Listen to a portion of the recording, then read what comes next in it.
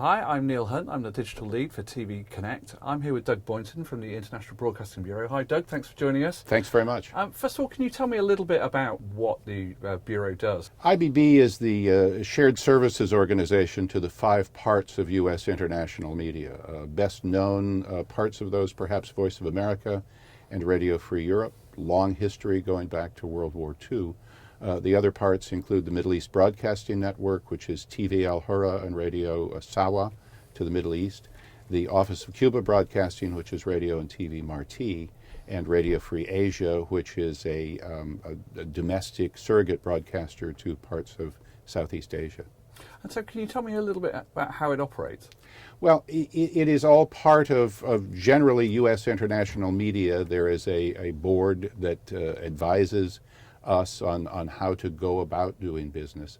But the general principles behind what we do is that we believe the interests of the United States are best served by objective sources of news and information, much the same way as BBC World Service operates for the UK. You partner with local organisations, is that correct? Well, we have a different model than BBC, which is slightly different in that we syndicate our content to partners around the globe who find value in the content we provide them and choose to retransmit it by whatever means they have, broadcast, online, mobile. And they take our content and use it as either as aggregators in the case of digital and mobile, or as a presentation on their broadcasts for our broadcast partners. We do both programs, discrete programs, 30 minutes, 60 minutes, and we help them create content from our bureaus and our correspondents around the world that they can insert in their programming. And can you tell me a little bit about how the partnerships work and how they evolve?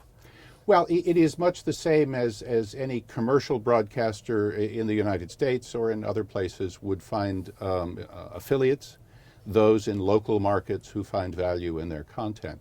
And so we go into the marketplace and we go to trade shows, we go to events like TV Connect, and we work to meet with prospective partners, talk to them about the content that we are able to provide them, either as programs or as content that they can use in their programs. And we find the partners that way. They need to find value in what we are able to provide to them. And we choose our partners based not only on availability, but are they well respected in their communities? Are they a trusted source of news and information? Because that's where I think we can bring the value to them. And increasingly, it's a two-way flow of information, that we get information from them as well that we use in our broadcasts, but also it informs us about sensibilities in the communities that our partners serve. So you mentioned that you operate in Europe and the Far East, but you've also doing some work in Africa. Africa has been traditionally one of our larger markets as far as audience goes, also as far as the number of affiliates go. It's still very important to us, and it, along with Central and South America, increasingly Southeast Asia, all important markets for us with large portions of our audience, and we are working in Africa with the broadcasters and other content aggregators there, increasingly in partnership arrangements where the news not only comes from Washington to them, but we encourage them to help provide content for us that we are able then to use across Africa, but also worldwide. Do you find yourself more and more acting as a syndicator for kind of regional news taken to a global level? Syndicator is exactly the word we use when we talk about our model. It is very much a syndication model in that we had, for example, just this week, a series that we ran in one of our programs, a very powerful series on Boko Haram, but it was so powerful we were concerned that our affiliates could find a problem with it, and so we alerted them to what was coming. And I'm not sure that model would work if we were a network in control of our output. I'm in London at the moment to work with our partner here in London, which has a Pan-African footprint on satellite and cable. Vox Africa is the affiliate, and they are very much seen across sub-Saharan Africa on cable and satellite, both in English and in French. And we're working on some projects with them, and we'll be discussing that with them while I'm here. Okay, and I suppose we're looking at the moment. There's a lot of change going on in the kind of television market. There's talk of millennials, cord cutting, the impact of kind of IPTV. How does that affect what you do? Well, I think as we look down the road, 5 years from now, 10 years from now, I think it will be a much more digital world. We are beginning to work with many digital platforms to place our content there. It's a little difficult in that we have individual programs. We are not a linear channel, at least not yet. It's being discussed. But as we look at it, I think, frankly, smaller bits of content may be the way to go. I don't think linear television is dead by a long shot, but as I look down the road, I think smaller snippets of information may be the way to go. But again, we've talked about fail early, fail fast. I think many of us will be trying different things to see if they work, and if they don't work, I think we move on to something else. Yeah.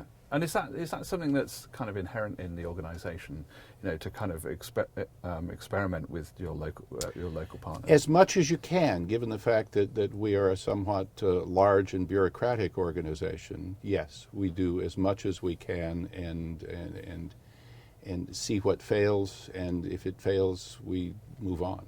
And I think that's key to digital and key to the future. And just tell me a little bit. So obviously, Voice of America, is based on a very ethical code of conduct. How do you ensure? You mentioned a little bit about vetting partners, but how does that relationship work with your partnerships? With partners, we enter into a loose agreement that we'll share content. The content, if they're an affiliate, really they're in control of their transmitters or their method of output, and so they have their own editorial standards that we need to meet.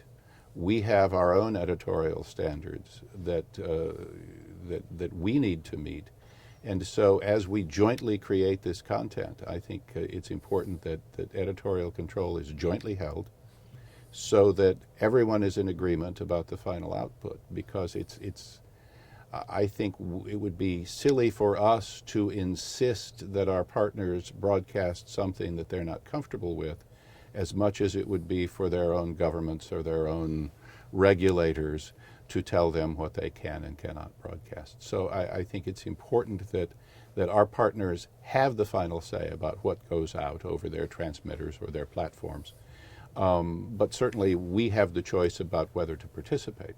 And so in that way, I think we both learn from each other about the sensibilities and the editorial stand of our organizations. Brilliant. And just finally, you used the phrase of it's good for American foreign policy to be discussed critically. Well, yes. The Voice of America Charter has 3 points, basically. One, that the interests of the United States are best served by objective and comprehensive news and information.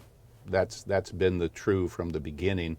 VOA, Voice of America, celebrates its 75th anniversary this year, and that was true in 1942, and it's true now. And so that's point one. Point two is that VOA represents not one part of American thought, but all parts of American thought, and that's kind of a companion to the first. And those two things I point out were made into law in the United States. And so as I go about the business of talking to our affiliates, I say, as far as I know, we are the only news organization in the world that must be objective by law. The third part is that we will present the policies of the United States to the outside world in a clear manner.